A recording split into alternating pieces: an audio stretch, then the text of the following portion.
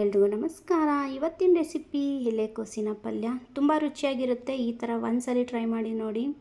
ನಾನಿಲ್ಲಿ ಕುಕ್ಕರ್ಗೆ 2 ಟೇಬಲ್ ಸ್ಪೂನಷ್ಟು ಕಡಲೆಬೇಳೆ ನೆನೆಸಿಟ್ಕೊಂಡಿದ್ದೆ, ಅದನ್ನು ಹಾಕ್ಕೊತಾ ಇದ್ದೀನಿ. ನೆನೆಸಿಟ್ಕೊಂಡು ಹಾಕ್ಕೊಳ್ಳಿ, ಹಾಗೆ ಹಾಕಿದ್ರೆ ಕಡಲೆಬೇಳೆ ಬೇಯೋಲ್ಲ ಬೇಗ. ಒಂದು 150 ಗ್ರಾಮಷ್ಟು ಎಲೆಕೋಸು ಸಣ್ಣದಾಗಿ ಕಟ್ ಮಾಡ್ಕೊಂಡು ಹಾಕ್ಕೊಳ್ಳಿ. ನೀವು ನೋಡ್ಕೊಳ್ಳಿ ಕ್ವಾಂಟಿಟಿ ನಿಮಗೆ ಯಾವ ಥರ ಬೇಕೋ ಆ ಥರ. ಈ ಥರ ಮಾಡ್ಕೊಳ್ಳೋದ್ರಿಂದ ಚೆನ್ನಾಗಂದರೆ ಚಪಾತಿಗೆ ಆ ಥರ ತಿನ್ನೋದಾದರೆ ಒಂದು 4 ಜನ ತಿನ್ಬೋದು. ಸ್ವಲ್ಪ ಉಪ್ಪು ಅರಿಶಿನ ಹಾಕಿ ಬೇಯಕ್ಕೆ ಇಟ್ಕೊಳ್ಳೋಣ. ನಾನಿಲ್ಲಿ ಕಡಾಯಿ ಇಟ್ಕೊಂಡಿದ್ದೀನಿ. ಒಂದು 2 ಸ್ಪೂನಷ್ಟು ಎಣ್ಣೆ, ಸಾಸಿವೆ, ಹಸಿಮೆಣ್ಸಿನ್ಕಾಯಿ ಮತ್ತು ಒಣಗಿದ ಮೆಣಸಿನ್ಕಾಯಿ ಎರಡೂ ಹಾಕ್ಕೊತಾ ಇದ್ದೀನಿ. ಚೆನ್ನಾಗಿರುತ್ತೆ. ಒಂದು ಅರ್ಧ ಬೌಲಷ್ಟು ಈರುಳ್ಳಿ, ಸ್ವಲ್ಪ ಕರಿಬೇವು ಹಾಕ್ಕೊಂಡು ಚೆನ್ನಾಗಿ ಇದನ್ನು ಬಾಡಿಸ್ಕೊಳ್ಳೋಣ. ನೋಡ್ಕೊಳ್ಳಿ, ಈರುಳ್ಳಿ ಜಾಸ್ತಿ ಹಾಕಿದ್ರೂ ಚೆನ್ನಾಗಿರುತ್ತೆ. ಕಡಲೆಬೇಳೆನೂ ಅಷ್ಟೇ ನೆನೆಸಿಟ್ಕೊಂಡು ಹಾಕ್ಕೊಂಡ್ರೆ ಚೆನ್ನಾಗಿರುತ್ತೆ.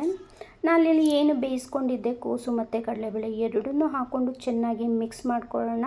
ನೀರನ್ನ ಏನು ವೇಸ್ಟ್ ಮಾಡೋದು ಬೇಡ, ಯಾಕಂದರೆ ನೀರು ಸ್ವಲ್ಪ ಹಿಂಗದಷ್ಟು ತುಂಬ ರುಚಿಯಾಗಿರುತ್ತೆ. ಲಾಸ್ಟು ಸ್ವಲ್ಪ ಕೊತ್ತಂಬರಿ ಸೊಪ್ಪು, 2 ಸ್ಪೂನಷ್ಟು ತೆಂಗಿನಕಾಯಿ. ಫ್ಲೇಮ್ನ ಆಫ್ ಮಾಡಿ ಹಾಕ್ಕೊಳ್ಳಿ ಇದನ್ನೆಲ್ಲ. ಒಂದು ಅರ್ಧ ಹೋಳಷ್ಟು ನಿಂಬೆಹಣ್ಣು. ಇದು ಅಷ್ಟೇ, ಸ್ವಲ್ಪ ತಣ್ಣಗಾದ್ಮೇಲೆ ನಿಂಬೆಹಣ್ಣು ಹಿಂಡ್ಕೊಂಡ್ರೆ ತುಂಬ ರುಚಿಯಾಗಿರುತ್ತೆ. ಸೈಡ್ ಡಿಶ್ ಆಗಿ ಇದು ಬೇಳೆ ಸಾರಿಗೆ ಅಥವಾ ರಸಮ್ಗೆ ತುಂಬ ಚೆನ್ನಾಗಿರುತ್ತೆ. ಚಪಾತಿಗಂತೂ ಸೂಪರಾಗಿರುತ್ತೆ. ಈ ಥರ ಒಂದ್ಸಲಿ ಟ್ರೈ ಮಾಡಿ ನೋಡಿ. ಇಷ್ಟ ಆದರೆ ಲೈಕ್ ಮಾಡಿ, ಶೇರ್ ಮಾಡಿ, ಕಮೆಂಟ್ ಮಾಡಿ. ಮತ್ತಷ್ಟು ಈಸಿ ರೆಸಿಪೀಸ್ಗೆ ನನ್ನ ಚಾನಲ್ನ ಸಬ್ಸ್ಕ್ರೈಬ್ ಮಾಡ್ಕೊಳ್ಳಿ.